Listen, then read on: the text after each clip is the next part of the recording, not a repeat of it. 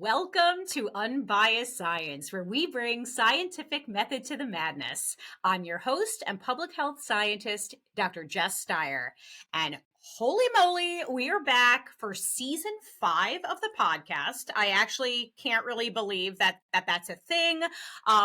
I joke, but it's so true that I still find it hard to believe that there are folks who listen to this outside of my mother and her friend group. So thank you to those who are listening right now. Thank you so much for your ongoing support.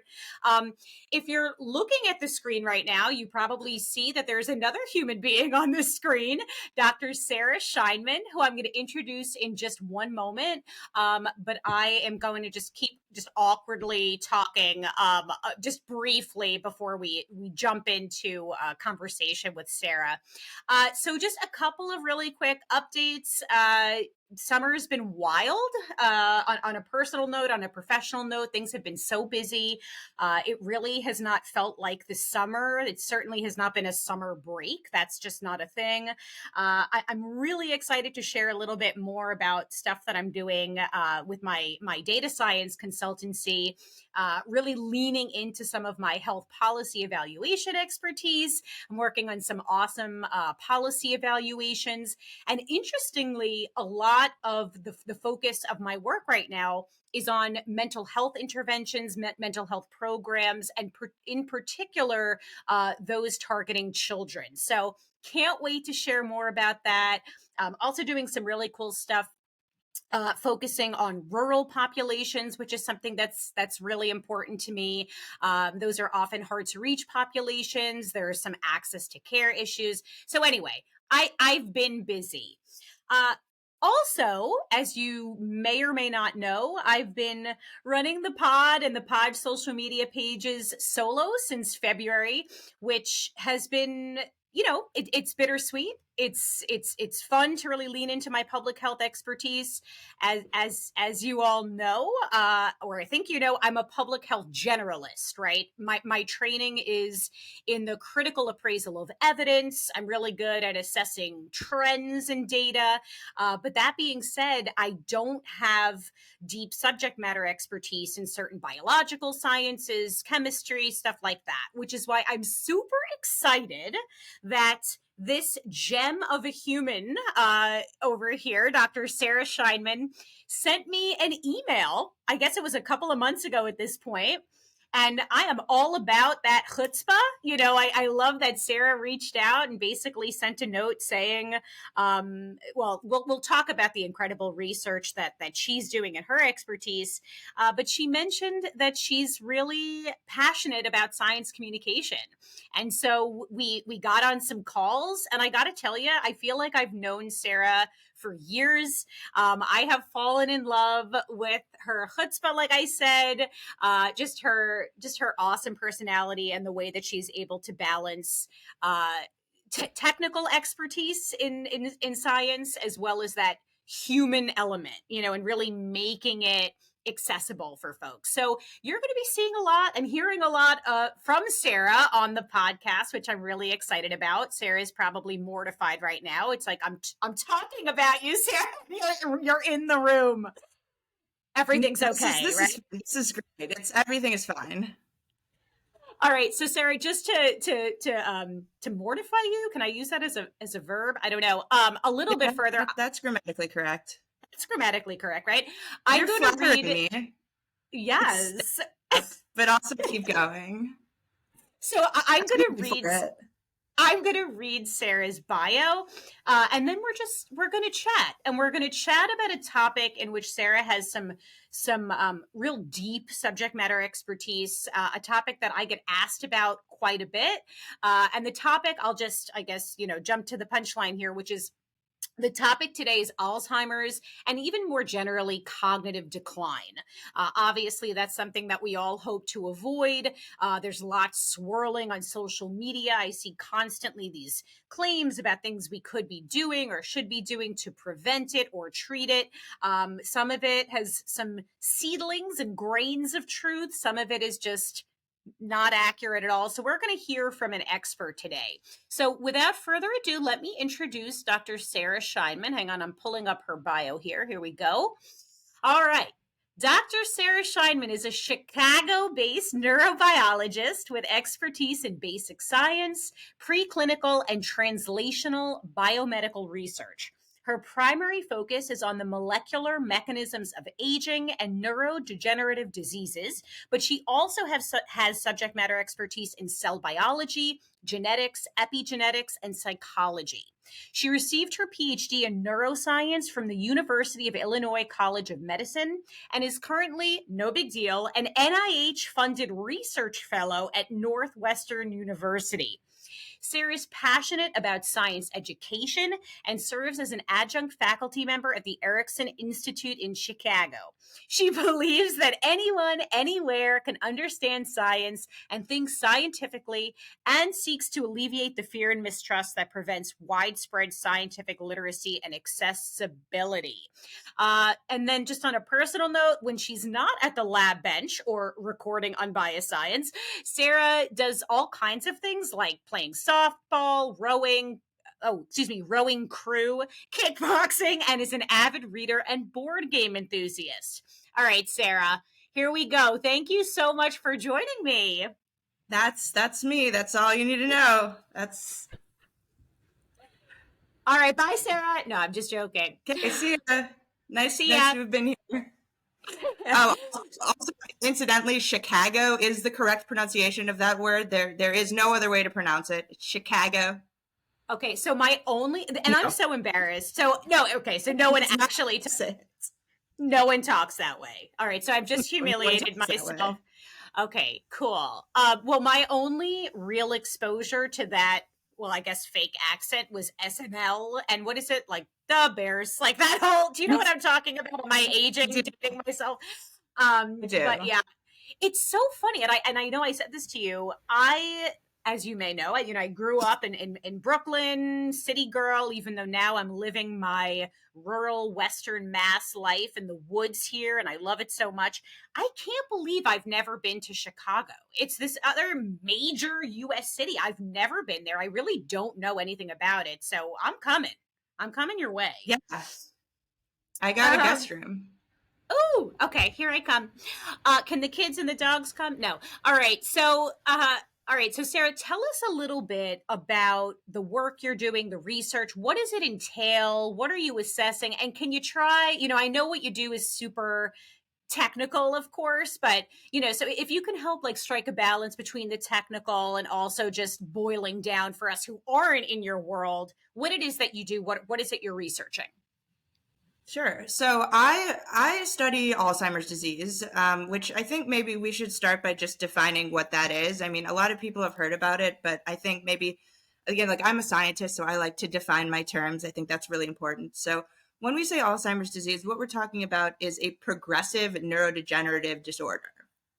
And what that means, just to break that down, is progressive meaning that once you have a diagnosis, it is sort of like a boulder rolling down a hill. Like it is going to continue to get worse. Unfortunately, we have not developed any sort of therapeutic to prevent the progression or treat the disease.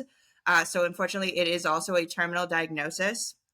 And neurodegenerative, what we mean by neurodegenerative is basically just the breaking down of the brain itself, essentially.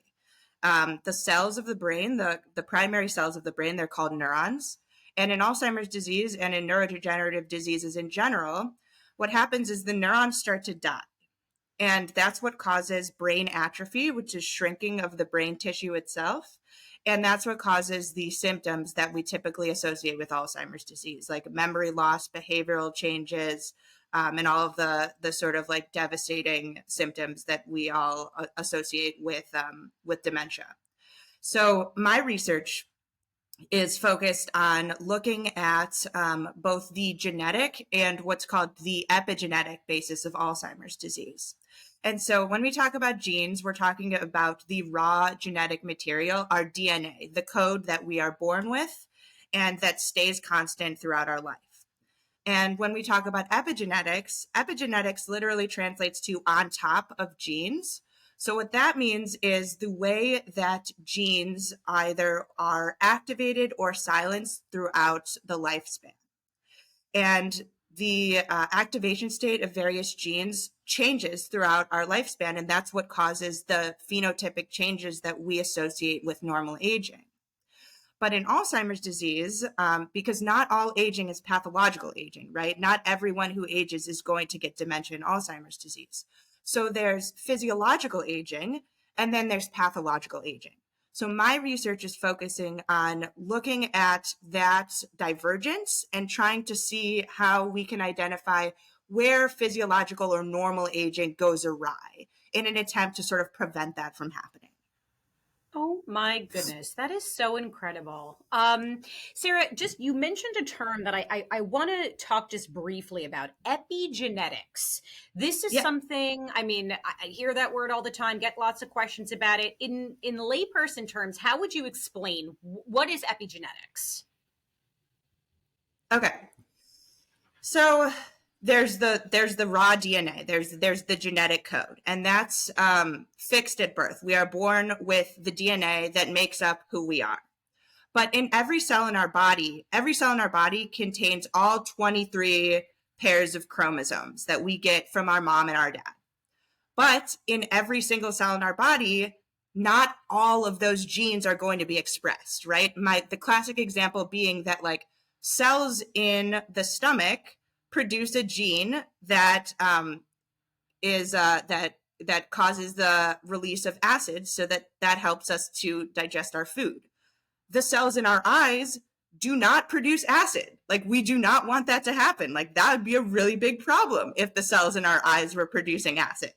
But the cells in our eyes contain the genes that could potentially produce acid, but they are silenced. So that's epigenetics, like which genes are turned on and which genes are turned off in a given cell. Mm-hmm. Very simply. And there are a couple of different mechanisms through which that occurs. Just to mention some of what they are, there's something called DNA methylation. So basically what that is just the addition of a chemical group called the methyl group directly onto the DNA strand itself. And that typically is associated with the silencing of genes. And then there's also what are called histone modifications. So histones are basically the proteins around which those long strands of DNA are wound. I know I'm making hand gestures and this is a podcast, so no one can see them. I love it. I'm obsessed with it. No, some people are watching this on YouTube right now. Shout out to our YouTube watchers. Please hit subscribe. No, go on, Sarah. I'm following. Okay. I love it. Right. So histones, right? We have a crap ton of DNA. Like, it's a lot of DNA. It's like mirrors of DNA. And so like we need a way to kind of fit all of that inside of these tiny little cells, right? So the way that happens is we have these histone proteins. The analogy that's often used is like beads on a string. People have maybe heard that before. So histones are these beads, and the string is the DNA, and they're wrapped very tightly around these histones. And that's how all of our DNA can be packaged inside the nucleus of the cell. And so there are different chemical modifications that occur on these histone proteins that also can determine whether or not the genetic material that's wound around those histones are sort of accessible or inaccessible for what's called transcription and then translation into the proteins. If I could just hop in a time machine and have you be my bio TA, that would be awesome. No, thank you for setting the stage there. I love teaching. This is my shit. I mean, sorry, my stuff, my whole thing. Yep. It's your whole thing. No, that's okay. We got that bleep button going. Ben, our editor, is going to bleep that. All right. So let's get into Alzheimer's. And I want to say, and maybe this is a little bit dark Jewish humor here, but I joke with my husband, Ethan, that, you know, as an Ashkenazi Jew in my family, we don't live long enough. We're dying from other things like, unfortunately, cancer and things like that, where we don't live long enough to experience dementia. But I will say in his family, there have been several cases of, cognitive decline. I believe it's Pick's disease. Is that a certain? I believe that's a rare form of dementia, if I'm not mistaken, that runs in his family. So, while I don't have that personal experience, I'm so moved by some of the things I've heard, some of the firsthand accounts of dealing with Alzheimer's. And actually, there's something I came across that I want to read here, just for a moment. Let me pull this up. So, this was a quote by, who's this quote by? Hang on. Sarah, do you remember? Oh, Terry Pratchett, the author. Yep, sorry about that. So he died at the age of 66. It was 7 years after revealing that he had a rare form of dementia. And so he wrote this powerful account of the condition to help fight the stigma of Alzheimer's. And it was first published by the Alzheimer's Society in 2008. It was then reprinted. I'll link to this in our show notes. But here's just a very brief quote, which I thought was quite powerful. Dementia in its varied forms is not like cancer. Dad saw the cancer in his pancreas as an invader, but Alzheimer's is me, unwinding, losing trust in myself, a butt of my own jokes, and on bad days capable of playing hunt the slipper by myself and losing. You can't battle it. You can't be a plucky survivor. It steals you from yourself. So I thought that was really powerful. And I really, as I said, I get so many messages from folks who are either dealing with it themselves or watching a loved one deal with it. So just really want to acknowledge that it sounds like it's really a brutal experience. Oh, sorry, Sarah, were you going to say something? I mean, it is. I mean, that's what makes this so devastating, is because, I mean, it attacks the part of your brain called the hippocampus, and also the cortex. And these two parts of the brain are sort of what make you. Like, they define who you are. If you have, for example, cancer in the pancreas or even cancer in the blood, you still fundamentally are who you are. You have your personality. You have, all of your memories that make up who you are. But Alzheimer's and dementia in general, more broadly, is, it like Terry said, it steals you from yourself. And that's what makes it so tragic, I think. So let's share some statistics about the prevalence, some of the demographics that are typically affected by Alzheimer's. So and please jump in. And I just want to again underscore, this is not my area of expertise. So I'm looking at the data, the literature, but Sarah's really in this research. So Sarah, again, jump in. You are a statistician though. So like maybe the stats are your area of expertise. So. All right. I'll take it. All right. So Alzheimer's disease is the most common form of dementia. It accounts for about 60 to 80% of cases.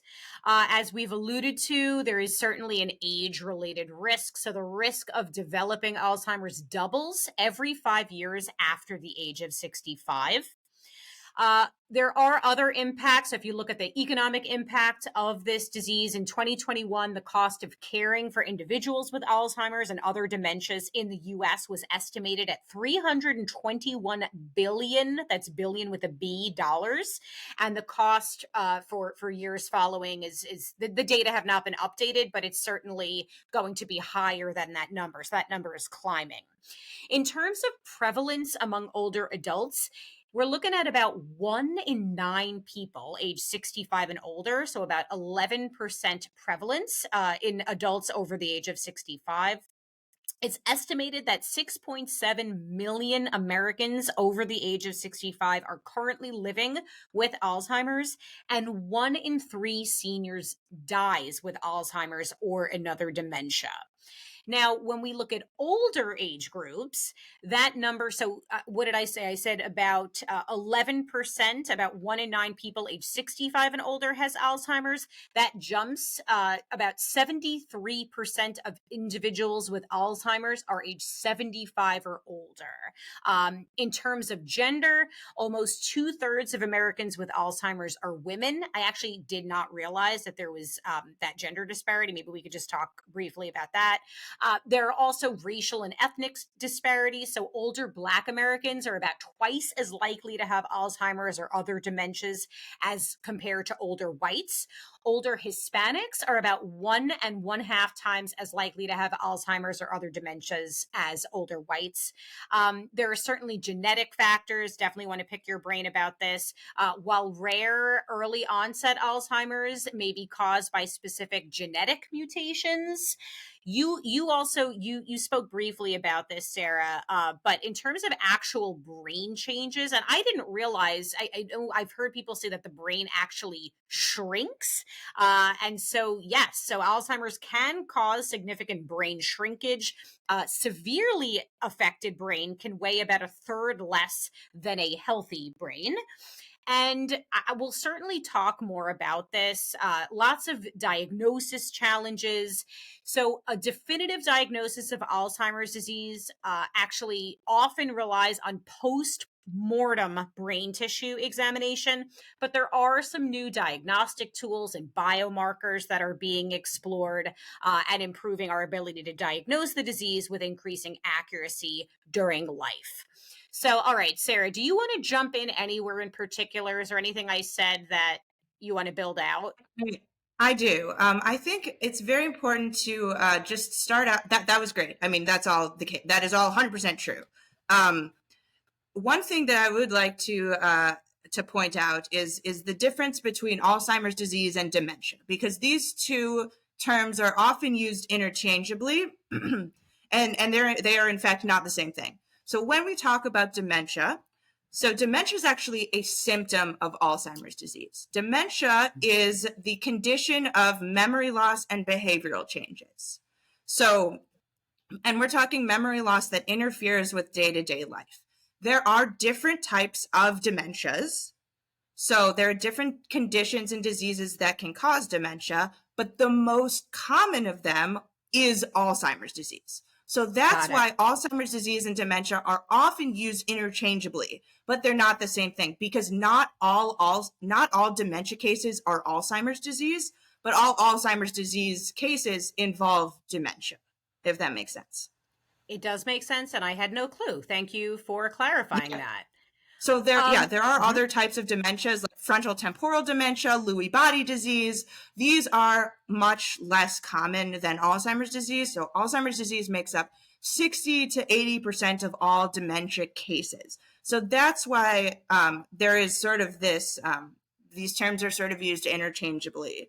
But in fact, dementia is a symptom of Alzheimer's disease, which is sort of an important point. And then are there different types of Alzheimer's? Okay, so as far as the actual symptomology of the disease, no, there is just one type of Alzheimer's disease.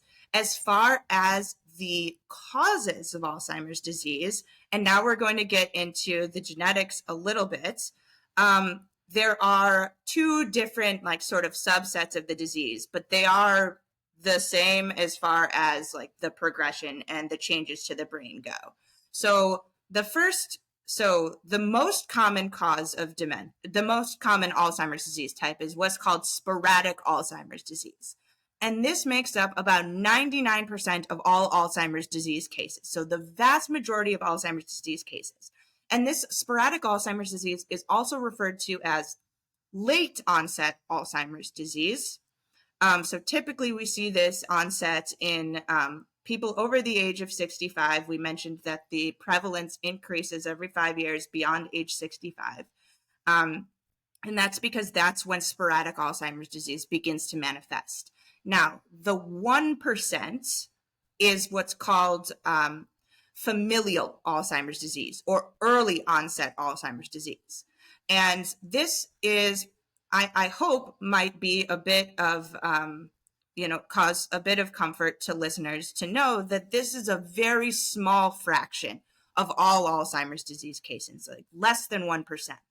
But this type of Alzheimer's disease, familial Alzheimer's disease or early onset Alzheimer's disease, is caused by specific genetic mutations. And these genetic mutations occur in one of three genes: the amyloid precursor gene, the presenilin 1 gene or the presenilin 2 gene. And there have been dozens of familial Alzheimer's disease mutations that have been identified in these 3 genes. And if you have one of these genetic mutations in your family, is autosomal dominant. So it's a very good chance that you will also have early onset Alzheimer's disease if it runs in your family. But again, I just want to emphasize a very small percentage of people. But this is where you have, it's the most devastating form of the disease. You have pre-age 50, the dementia symptoms start to set in, and it's incredibly sad, but it's also incredibly rare. So, okay, can we now talk about some of the changes that occur to the brain? You know, I hear amyloid, and I think I heard you say it earlier. I mean, beta amyloid is something that comes up quite a bit in conversations. I understand there are lots of different changes that occur. So can you talk to us about some of those changes? And then I know that'll be relevant once we talk about some of the current treatments. So yeah, if you could help set the stage there, that would be great. Yeah, absolutely. So there are 3 things that are required for a diagnosis of Alzheimer's disease. So we already talked about dementia, and that's, again, that's the memory changes, the memory decline, behavioral changes that we often associate with Alzheimer's disease.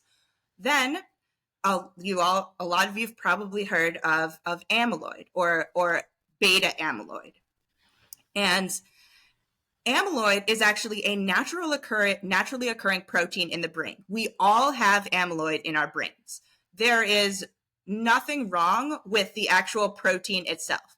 What happens in Alzheimer's disease is that there's a change in the structure of the protein of beta amyloid such that it becomes, let's call it sticky, and it sort of what's called aggregates. So it clumps together outside of neurons, the cells in the brain, and it interferes with the way that neurons talk to each other.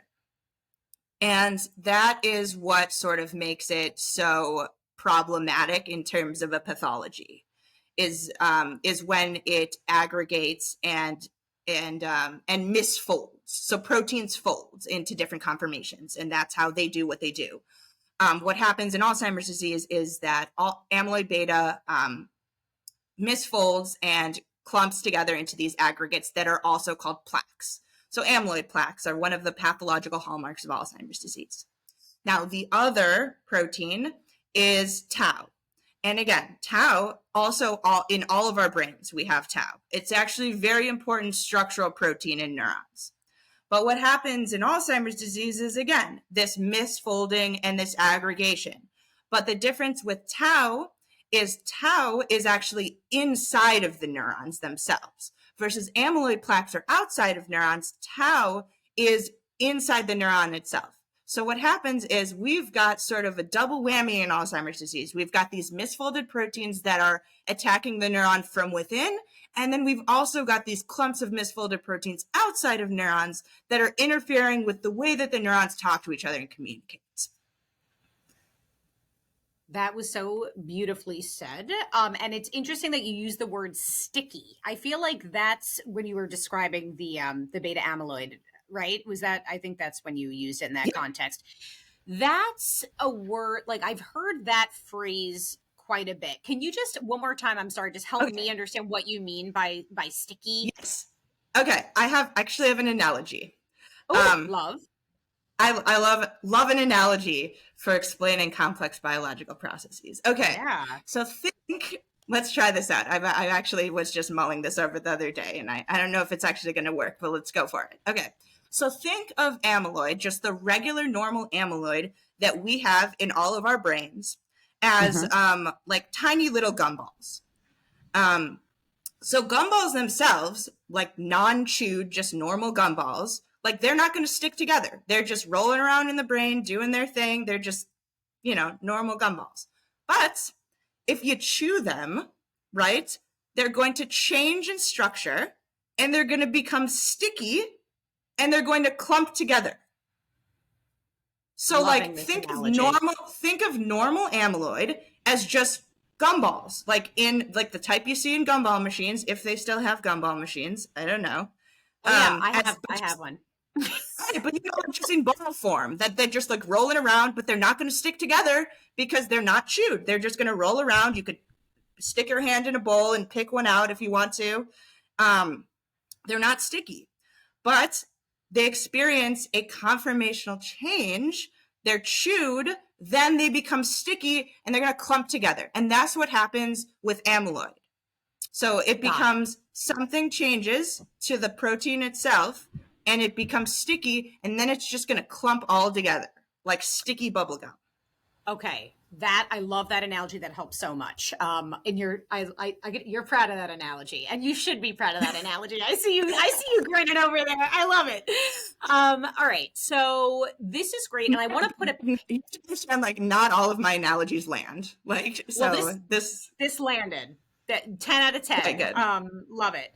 All right, so I want to put a pin in this because I think, and you can correct me if I'm mistaken, this is very relevant to, some of the treatments that are being explored for Alzheimer's. But before we get to treatments, I want to just talk a little bit more about risk factors. And acknowledging that there are some risk factors, and this goes for all things, not just Alzheimer's, that are modifiable and some that are non-modifiable or fixed. So there are certain things like age or race or things like that, genetics, that we can't, right? Exactly, sex, that we cannot modify. But then there are behaviors like smoking, drinking, other things that of course we can. So when it comes to Alzheimer's, can we just talk a little bit about the risk factors? Are there any that are modifiable? I know we've already covered age, how the risk doubles every 5 years after the age of 65. Obviously, even though we may want to, we cannot slow down the aging process. Sex, as you said, we discussed how 2/3 of all Alzheimer's patients are women.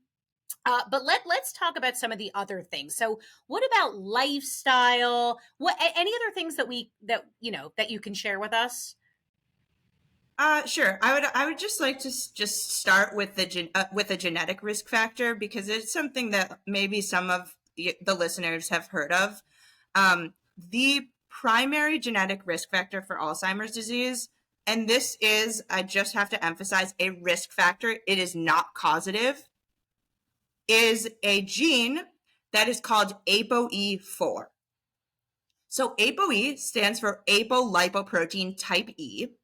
And basically, apolipoprotein type E is just a protein that transports cholesterol in the brain.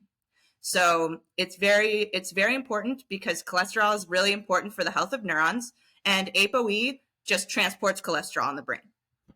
It's also present in the periphery, but we're talking about the brain today.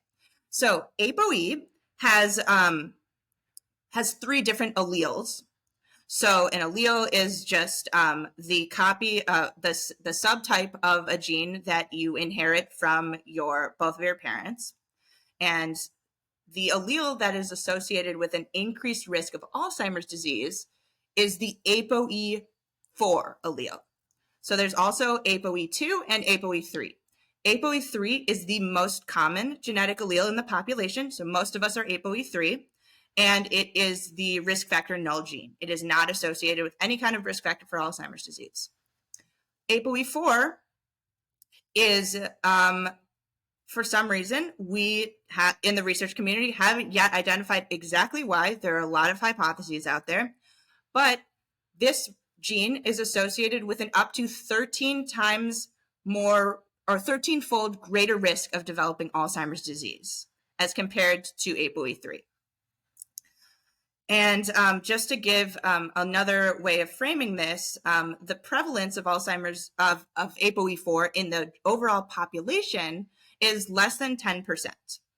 But Alzheimer's disease patients, 40% of all Alzheimer's disease patients have at least one allele of ApoE4. So there's really something going on here with ApoE4. And it is the greatest known genetic risk factor for Alzheimer's disease. Sarah, sorry. Finish your thought. No, that was it. That was it. Well, I guess so I have a question. I've spoken in the Mm-hmm. past, going sort of off topic here, but I have a lump that was found in my breast, and so I had to go through all kinds of screenings, and I was referred for genetic testing. They were, of course, looking for the BRCA gene, just to determine my risk, since that's a known risk factor for the development of breast cancer and other cancers. Anyway, and it turned out I don't have those genetic markers. I'm probably saying everything incorrectly, so don't judge me. I'm not a geneticist. But is this the type of thing? I mean, these ApoE genes that you're describing, I mean, are people getting genetic tests for these things? I mean, I guess they're not. Okay. Can you talk about that a little bit? Okay, so I mean, like, of course, anyone can request a genetic test for anything. I mean, you can do whatever you want. But it's really not it's really not beneficial to go and ask for a genetic test for this gene. First of all, as I mentioned, it is not deterministic, meaning that if you have an if you carry this allele, if you have ApoE4, it does not mean that you're 100% going to get Alzheimer's disease. Like, quite the contrary. Like, there's no way of determining whether or not you will get it. So if you go and get a test for this gene, and this is why this is not something that is standard in clinical practice. It's not standard in clinical practice, because like there's no reason for it. Right. And that makes total sense. And just to clarify, I mean, the reason I was sent for genetic testing is we may have taken different action if I did test positive. That would have impacted my risk. I may have gone for, mastectomy. I mean, there are all kinds of things that I could have done with that information. Right. Exactly. So a very, very different story. And by the way, this is a good reminder, Sarah, I have to schedule my mammogram. If you could remind me after we drop on forgetting to schedule that. But all right, so let's get back to this. So all right, modifiable risk factors. So all right, so you were talking about genetic. What about lifestyle factors? Sure. Yeah. So this is one thing that I get asked a lot as an Alzheimer's disease researcher. Two things people say when I tell people what I do for a living. It's just two things. First thing is they've got to tell me about a relative that they have that has Alzheimer's disease, or that they know of that has Alzheimer's disease. Which is just to say, and I don't mind listening. I don't mind hearing that. It just is to say just how prevalent this disease is that virtually everyone that I tell that I am an Alzheimer's disease researcher, they're going to tell me, oh, I had an uncle, I had a cousin, my grandparents, virtually everyone is affected by this disease. It's horribly prevalent. So that's one. And then two is they want to know, what can I do to prevent this from happening? And my favorite thing to say is that what is good for your general health, your overall well-being, is also good for your brain health. So you're going to go to the primary care physician and they're going to tell you, don't smoke, don't drink to excess, make sure you're exercising and staying active, make sure you're eating a healthy, balanced diet, make sure you are managing your cholesterol, your blood pressure, your vascular health, and just all of these things that we know are good for our overall health and well-being are also going to be good for your brain health. And it's going to help to sort of keep us cognitively sound and intact into late in life. And, there's no magic bullet. Yeah, go ahead. I'm sorry. So, I mean, I often see things like, we'll do daily crossword puzzles, like use your brain. You can exercise your brain. Like, is that a thing? Okay, actually, yes. That is another thing that I was going to mention. And that's the thing, that is what's called building up your cognitive reserve. And all of what that means is, there's this concept when it comes to learning languages, use it or lose it. And that's also kind of what's happening in the brain too. I mean, I really hate when people call the brain a muscle, because it is not a muscle. and they're like, oh, you just exercise your brain. Like, it's not a muscle. Just please, like, it's not like, but it is, we have these connections between the cells in our brain, these neurons, and the way that you strengthen the connections between neurons is to use those pathways.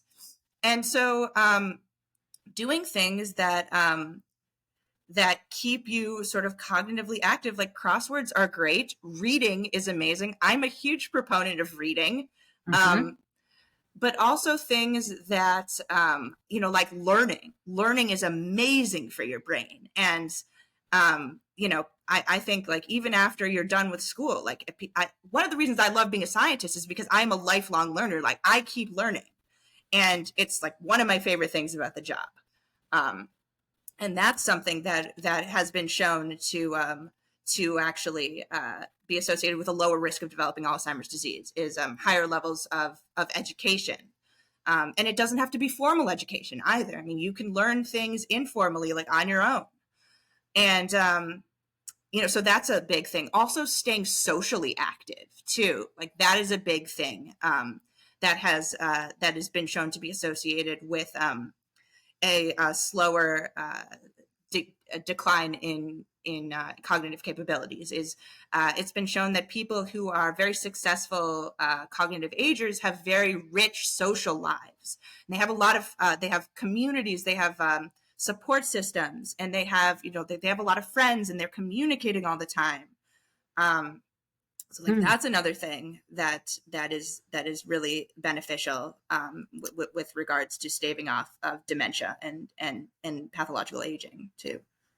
So just a note to listeners, this is for sure going to be a longer episode. We're already at 40 minutes and we haven't even gotten to treatments. I hope you're cool with that. I love it. I mean, I'm learning so much here, but so let's keep going. That was just a heads up.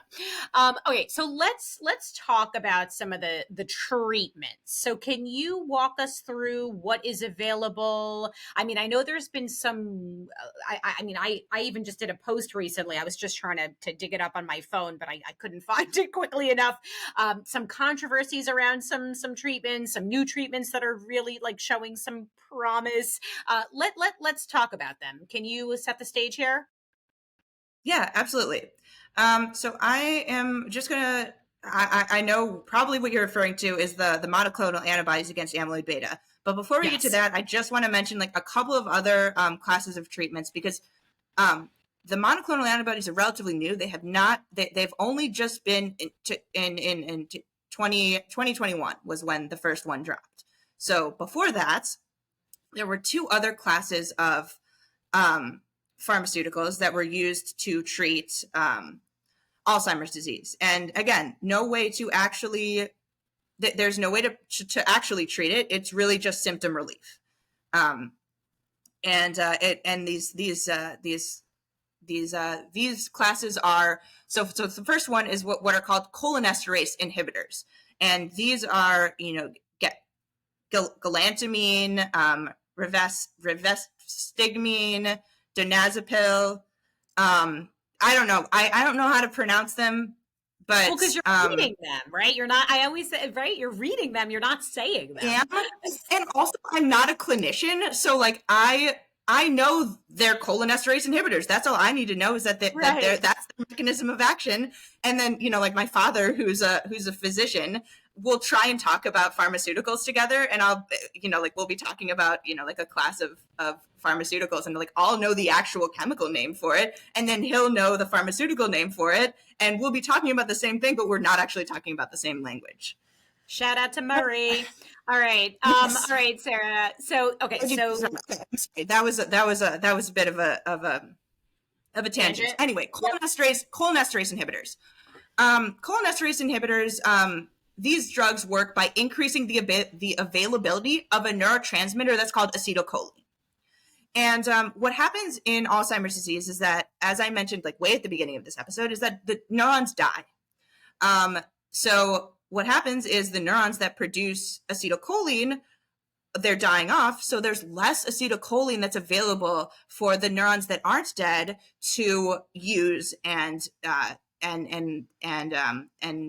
to use to communicate with one another. So all that cholinesterase inhibitors do is that they prevent the breakdown of the available acetylcholine and allow the neurons that are still active to have more access to that neurotransmitter, essentially. So that's cholinesterase inhibitors. There is another drug that's used, and cholinesterase inhibitors are more effective in the early stages of the disease.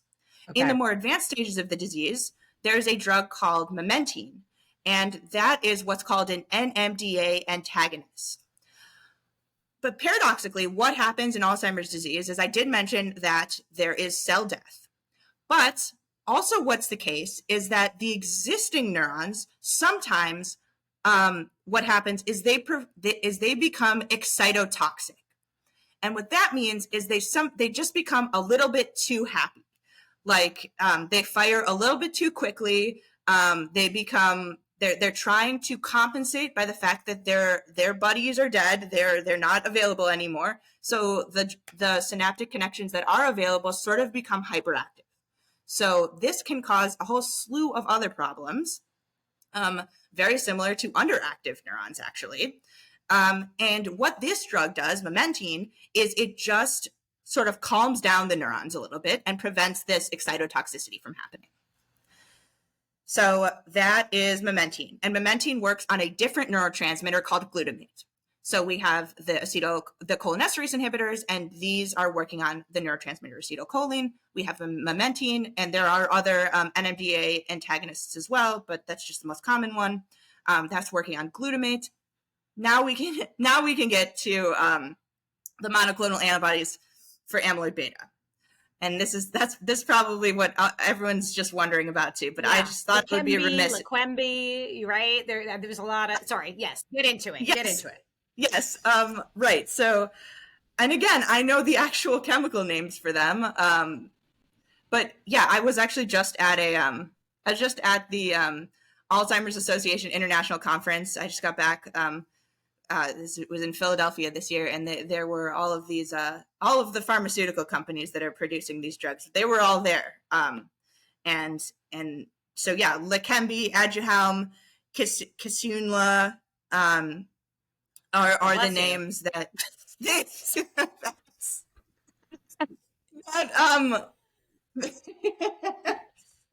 tickled her. I'm sorry. No, I love it. So dumb. All right. So how did these monoclonal antibodies work? All right. So basically, what these drugs do is I mentioned this, the misfolded protein, these like sticky bubblegum clumps of amyloid beta. There is a type of cell in the brain, not neurons. So neurons, the main cell type in the brain that causes, that makes you basically. But there's another type of cell in the brain called microglia. And microglia are the resident immune cells of the brain. And basically, how I like to think of microglia is they are the garbage trucks of the cell, of the brain, the garbage trucks of the brain. So they go around and they collect all the crap in the brain that shouldn't be there. And they clean up the streets, and they make it so that the neurons can have clean pathways to talk to one another. And what these drugs do, these monoclonal antibodies against amyloid beta, is they sort of tag the clumps of amyloid beta, like put just like a little flag on them so that the microglia can access the clumps a little more quickly and sort of, engulf them and clear away that sticky gum from between the cells so they are able to communicate and talk to each other a little more easily. Love it. Take a breath. That was incredible. Got it. That's a lot.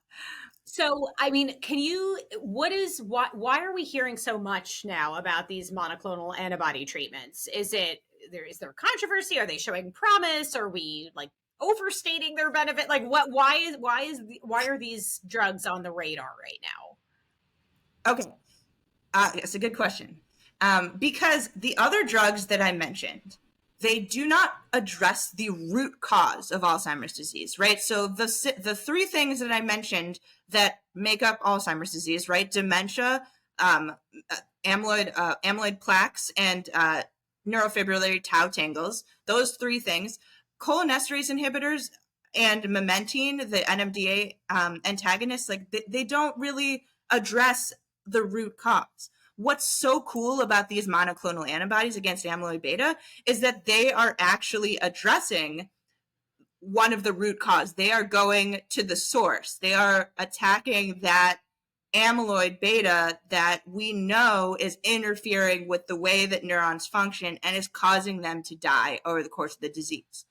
And that's why this is so exciting, is because it's really not even, it's more of a step towards addressing the root cause as opposed to just like the symptoms. So are you, and we didn't prepare, to get too into the weeds on like efficacy data, but like, are you impressed by the data that you're seeing for these drugs? Or, I mean, it sounds like there's nothing that is like, we have a cure for Alzheimer's, like, right? There's nothing like that, but yeah, they're showing promise. Yeah, it's definitely not a cure. That cannot be overstated. It is not a cure. We do not have a cure for Alzheimer's disease. And the reason for that is because we don't know what exactly causes Alzheimer's disease even. And that's something that basic scientists like myself are trying to determine. But in the meantime, we have these pharmaceuticals that are available that can slow the progression of the disease. So it's not going to stop that boulder from rolling down the hill, but it is going to make it roll a little bit slower. And I will admit that back in 2021, when the very first monoclonal antibody came out, it was called aducanumab. Well, that's the scientific name. I don't really remember what the actual name was. When the very first one came out, there was a lot of controversy in the FDA with regards to the efficacy of it, meaning that the drug was very successful in clearing amyloid beta from the brain, right? There are brain scans, very advanced brain scans that we can do now so that we can track the clearance of amyloid beta following administration of this treatment. So there was no doubt that this drug was very successful in clearing amyloid beta out of the brain. The question was there a corresponding change in the clinical manifestation or the symptoms? And that's where the controversy lied, or that's where the controversy was, basically, is that there were a lot of clinicians and scientists that didn't believe that there was convincing enough data to suggest that there was a corresponding improvement or slower decline in in memory capabilities and cognition. So that was interesting. Yeah. So you're saying like it showed like from the brain imaging, although those data were promising, but in terms of clinical translation into, how this manifested clinically and in the real world, we weren't necessarily seeing it translate there, real improvements. Correct. There. Correct. Interesting. Yeah. And that's the thing, is that like you could see all the changes in the brain you want, but at the end of the day, if you're not seeing a change in the clinical manifestation and you're not seeing that actually, the decline in memory is really slowing down in these patients, then like, what is the point? Right. All right, Sarah, any last thoughts on treatments before we get into our segment, which I'm super excited about, to maybe start, closing out the episode? Any other thoughts on treatments? Well, I will just say just back one more thing about the monoclonal antibodies. Okay, so that was in 2021 when the first one came out. There are new ones out now. It's 2024. A lot can happen in science in just a few years. I mean, it doesn't sound like that's a lot of time that's passed, but really a lot has changed. And the newer drugs, the newest one that was just approved actually like a month ago or a couple of months ago, donanemab, that one has some more promising clinical data that pretty much everyone agrees for the most part is actually efficacious. So Ooh, I just wanted to okay. point that out. No, thank you. That's a nice optimistic note to end the therapeutic It's conversation not on. all doom and gloom. Not all doom and gloom. All right. Well, folks, I don't know if you're as excited as I am, but we are bringing back a segment here that is one of my very favorites, the Heard from the Herd segment.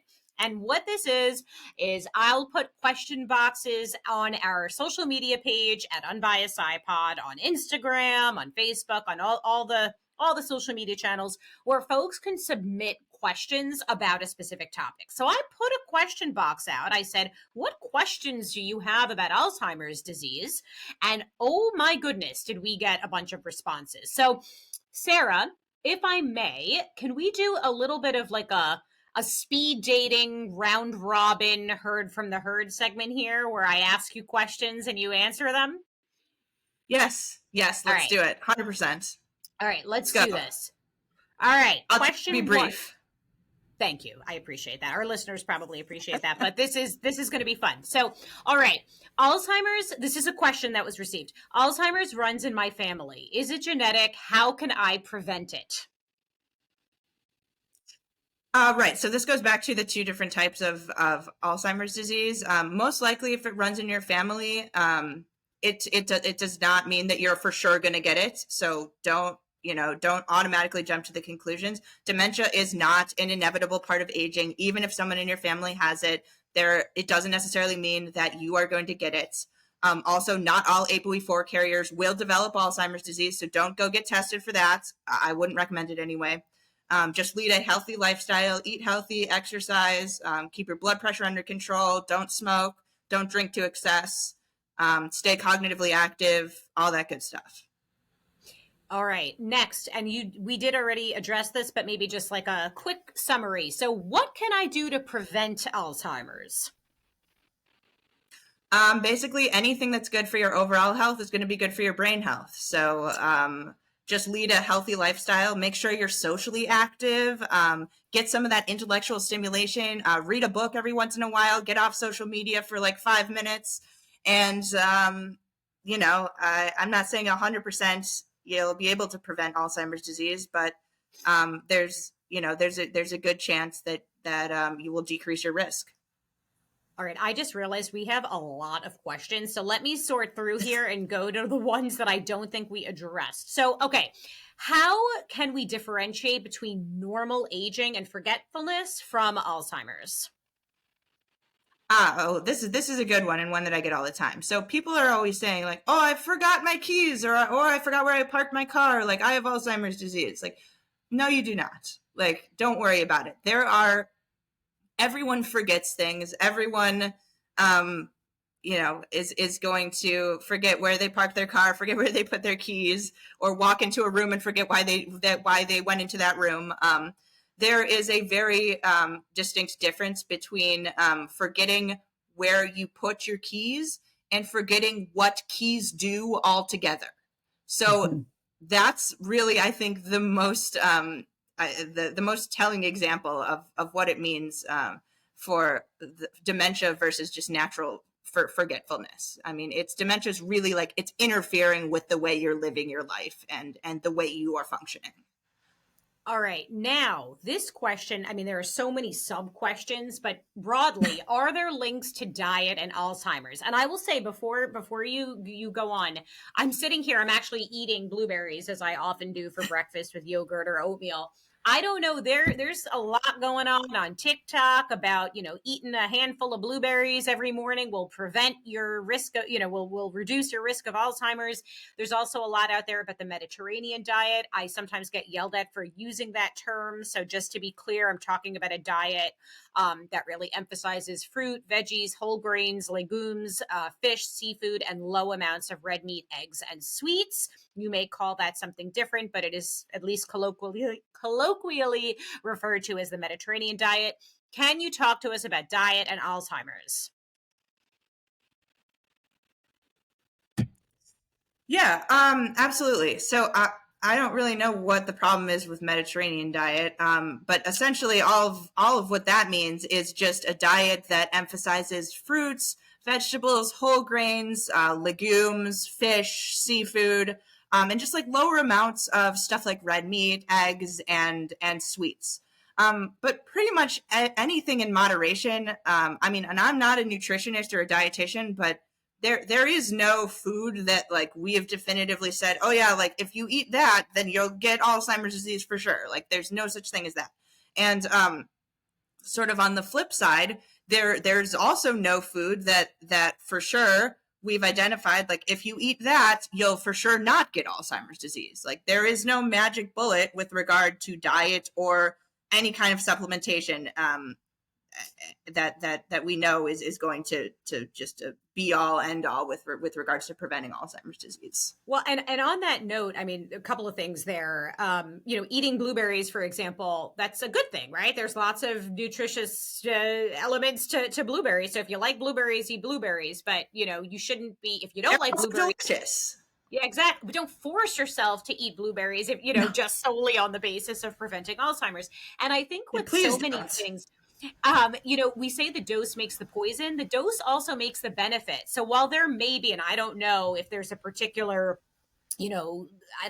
chemical something in blueberries that makes them, there's something that has some association or, protective effect against Alzheimer's. But I would think it's unlikely that in the dosage that we'd get, like having a handful of blueberries in the morning is going to have a real clinical or therapeutic effect. So just something to keep in mind there.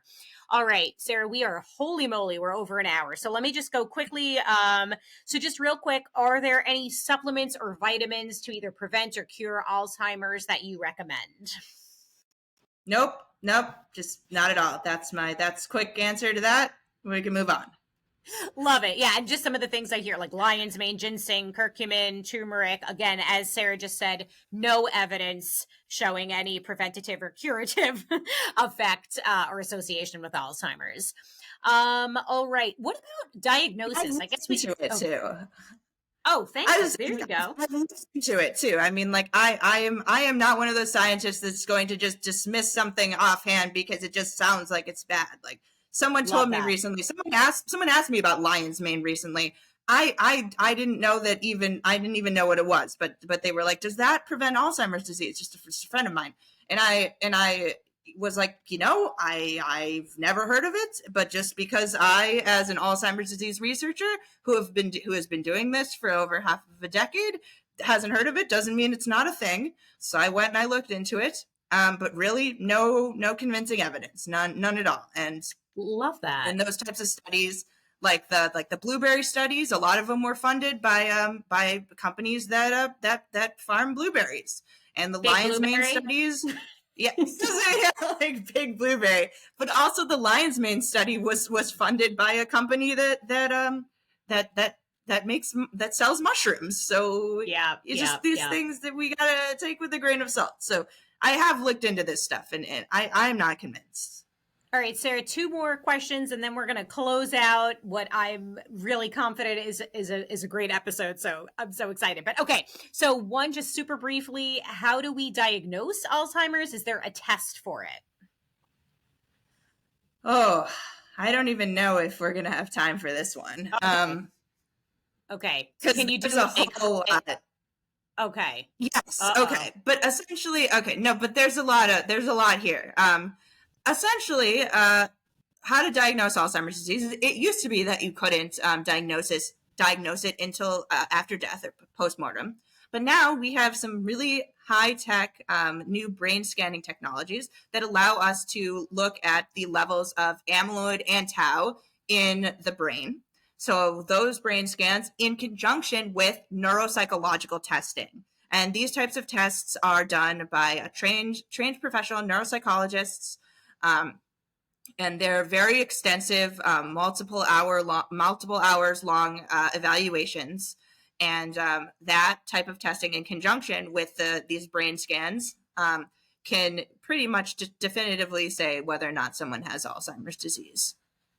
Beautiful summary of something I know is far more complex than that. So thank you for that. Yeah. And then Well, there are just also blood tests, but we're not gonna let's not touch that one yet. Like okay, that's future episode.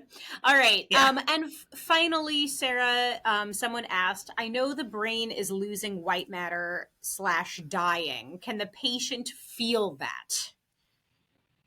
Ah, no. Short answer being no. There are no pain receptors in the brain, and so you actually won't be able to physically feel the synapses, the loss of synapses, and the brain cells dying. You won't be able to feel that. Another thing that that is the case is that oftentimes dementia patients don't realize what is happening to them once the disease has progressed. Has reached a point of like very, very far progression.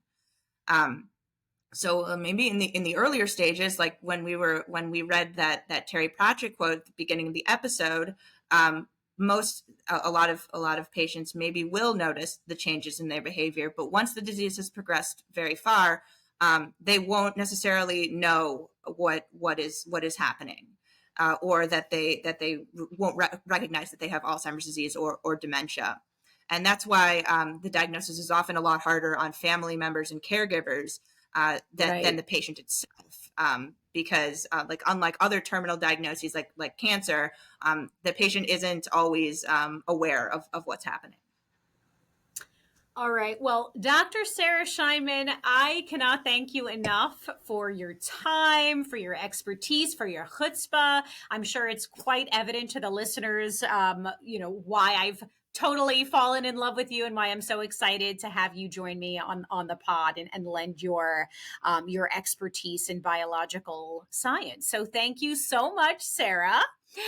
I also want to give a shout out, while I am often like, the face of Unbiased Science, I just want to shout out my amazing team working in the background. I'm going to do some spotlights on individuals coming up soon, but they're in the background helping me do literature searches, really combing through the evidence. Of course, I have an amazing team helping me with infographic development, graphic design. So shout out to my amazing team. I also want to give a shout out to Jared Brightup, who's my executive producer, to Ben Siegel, who is our sound editor, and to our new team member, Sarah Lemieux. I hope I'm saying your last name correctly, Sarah, who is a brilliant sound editor and soundscape artist, which is a new term for me. But Sarah's going to really up our production value. So thanks so much to my amazing team. Thank you to our listeners. Certainly hope you learned a thing or two on today's episode. If you aren't already, please be sure to follow Unbiased Science on social media at Unbiased SciPod on Instagram, Facebook, Twitter, X, Y, Z, all the things. Follow us everywhere.